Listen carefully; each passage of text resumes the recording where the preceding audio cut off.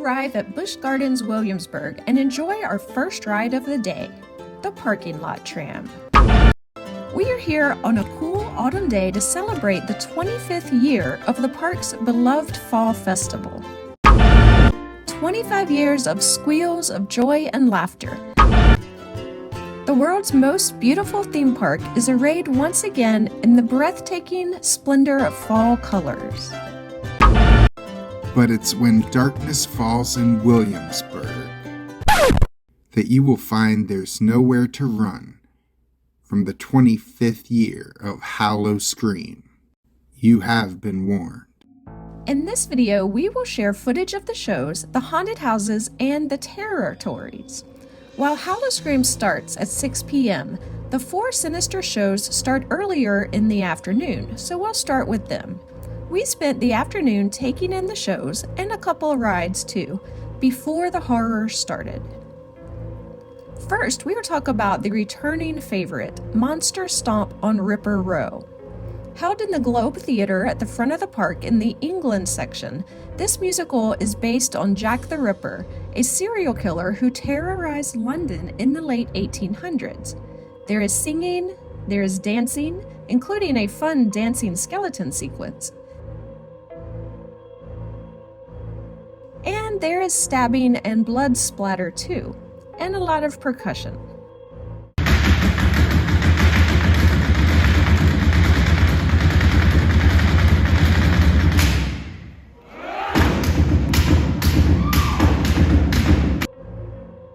Due to the violent nature, I would not suggest this for young kids, but it is a well-done show.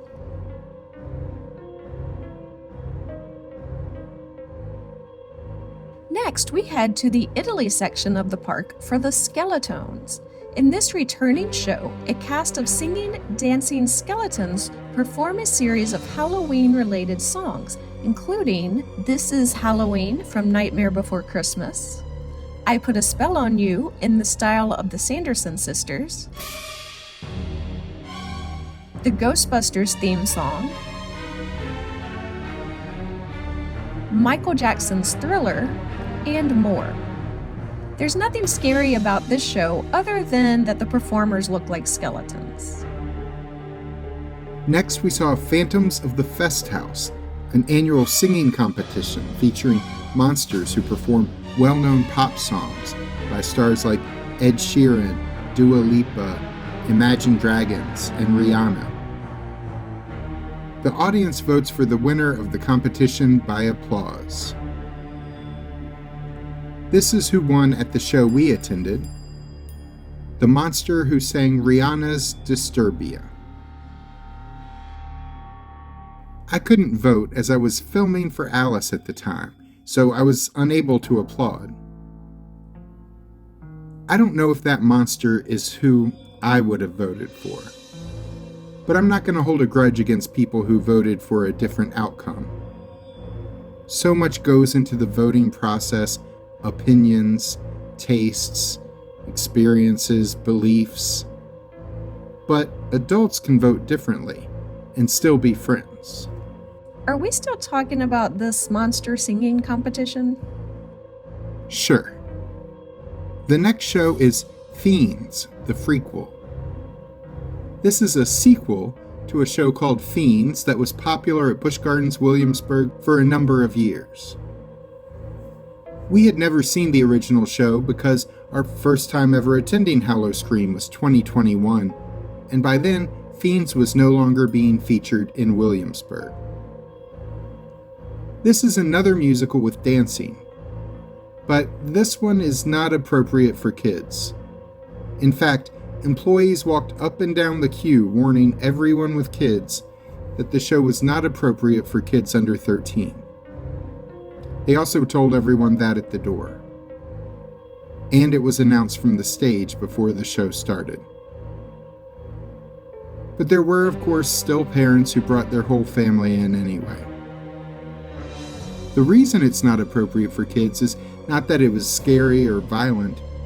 The reason is that it has so many vulgar jokes, adult references, and inappropriate gestures. The music and dancing was overall very well done, Some of the jokes were funny.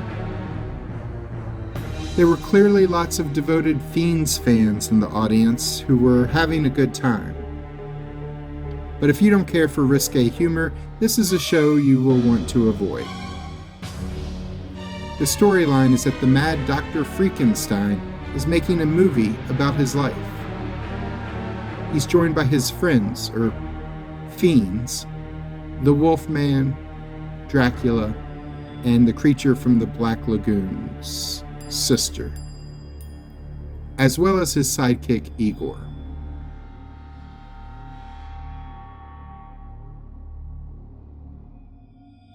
And finally, there was a monster street party. Jack-o'-lantern is back again to host a dance party in the street, along with some of his closest friends. Guests are invited to dance along to some Halloween classics. Apparently, some of the characters dancing with guests are legacy characters from the past 25 years of Howl-o-Scream.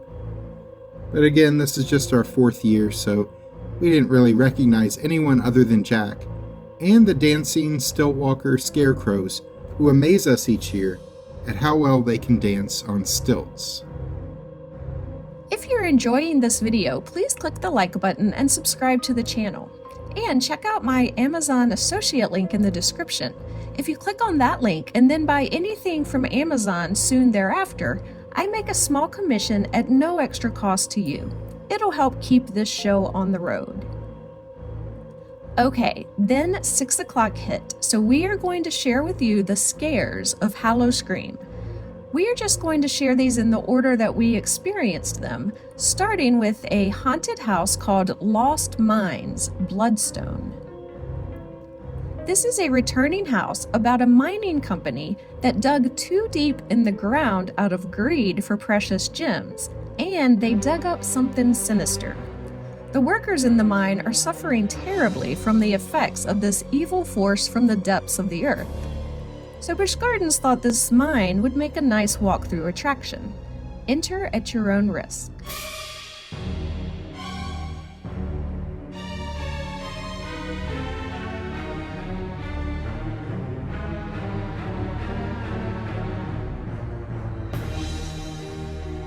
Our first outdoor territory of the evening was called Fest-Evil.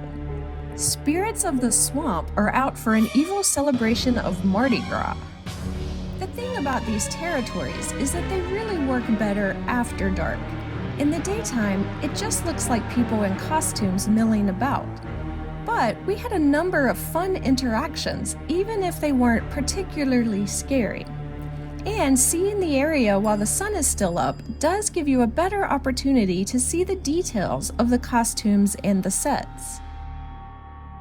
We were on our way to another scare that is also New Orleans themed, a haunted house called Deathwater Bayou, Morte. Deathwater Bayou is a returning house that we have seen in past years. The story here is that you are traveling through the swamp of the Voodoo Queen.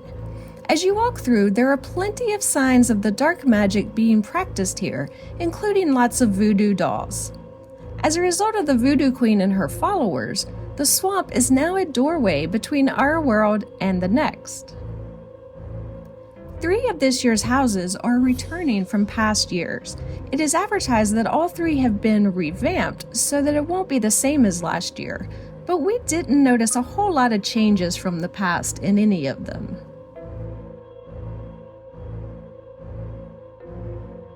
Our next outdoor territory is Gorgon Gardens. This is the domain of Medusa, the most famous of 3 female monsters known as Gorgons in Greek mythology. Don't look her in the eyes or you will be turned to stone. Allegedly. If you aren't familiar with the mythology, here's a spoiler. Perseus eventually shows up, and this is how things end for Medusa. The next 2 houses we went to were brand new this year. First up is Monster Manor. This is the sanitarium overseen by an evil doctor. He uses his lab to experiment on people including attempts to transform the humans in his clutches into hideous creatures.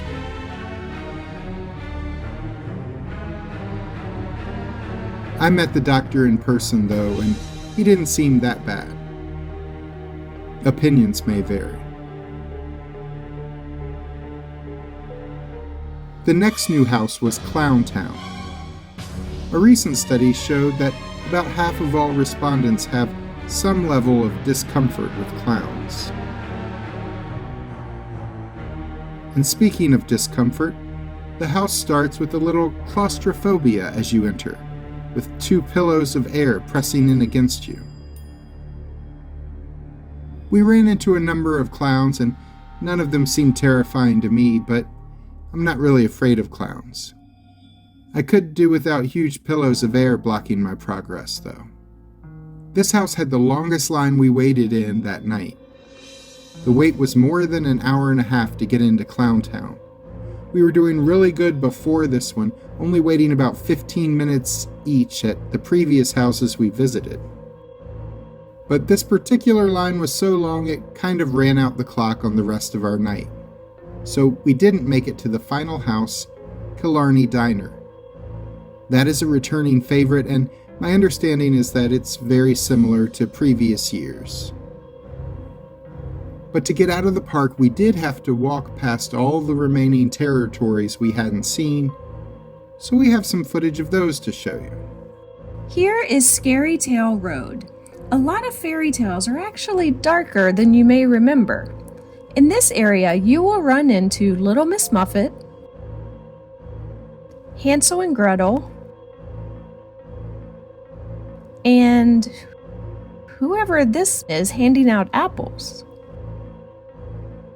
It turns out returning to the pages of your childhood stories might not be as sentimental an experience as you'd hope. Next is Stalker Street. This area didn't have much lighting, so much of our video was so dark it was unusable.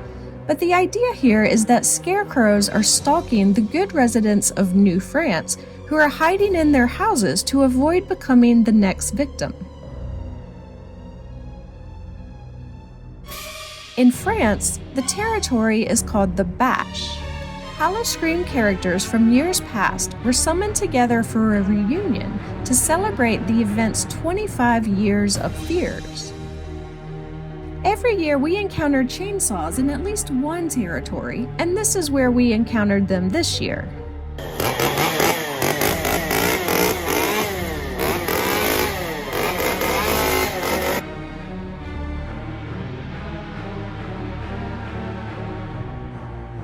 And finally, as we neared the exit, we traveled through England and Ripper Row.